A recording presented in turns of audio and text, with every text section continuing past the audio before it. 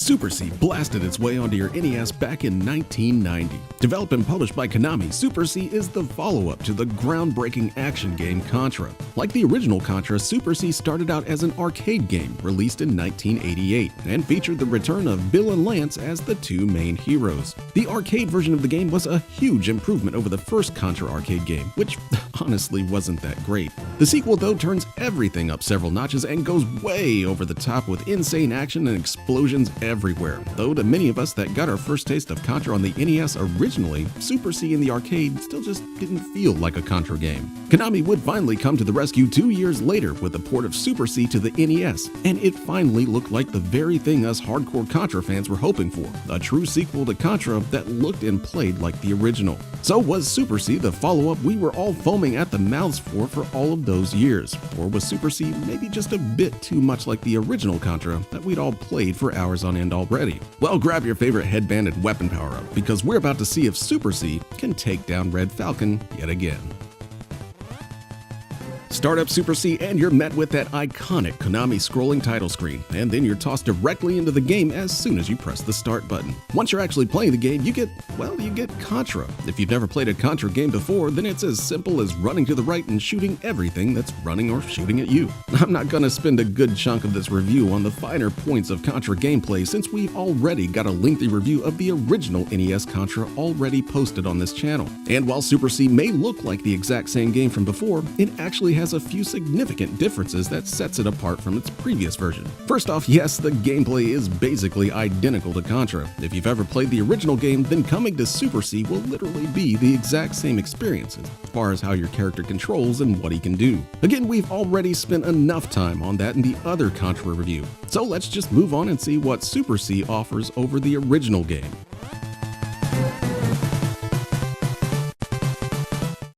Even though the action in Contra may essentially be the same as before, the guns you get have received some changes. The fire rifle in the original Contra was always that one gun that you hated to get, since all it did was shoot balls of energy in a slow circular pattern, usually ending up flying over enemies' heads or just being way too slow and inaccurate for a game that demands super fast and precise shooting. The new and improved fire rifle now shoots a massive ball of energy out in front of you that explodes into smaller balls of energy once it hits something, taking down anything else around it. You can even charge it up for a larger explosion, which does some insane damage if used correctly. The other returning weapons also get some changes, with the machine gun now being a complete beast of a weapon that can mow down enemies and bosses alike in no time. The fan favorite spread shot receives a huge damage nerf though from its previous iteration, and is now only really useful for areas where enemies swarm you, since it doesn't do much more damage than your default gun now. The laser rifle gets a bit of an increase in usefulness, with a better, faster short-range attack if you jam on the fire button, while still retaining its way over the top damage that it had in the first game. The new and improved guns really changes how you play the game as well, so Contra is finally no longer just grinding out a level until you find the spread shot and then rampaging through the rest of the stage like a madman. Now each weapon is totally viable and have their own unique areas where they work best, and that alone is totally worth the price of Super C's admission for some of us that were endlessly tired of fighting with friends over who got the spread gun in the first game.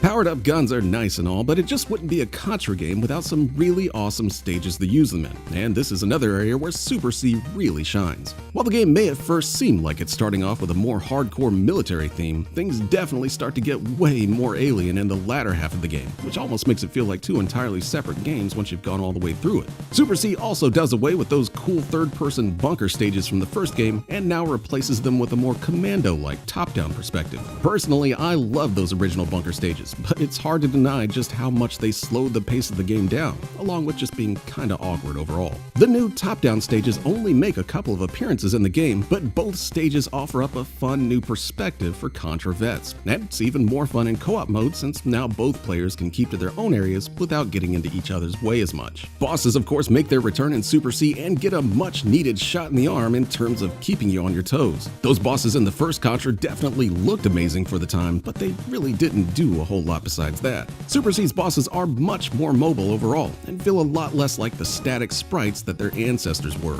Even the larger bosses usually have some sort of neat gimmick to keep you guessing and moving around, with Stage 3's boss being the only one that kind of feels like a holdover from the first game. It should also be mentioned that even though Super C features the same amount of levels that Contra had, it still feels like a longer, more substantial and challenging game than the original, so you won't be plowing through Super C in an hour or two. Well, as long as you don't use any cheats at least.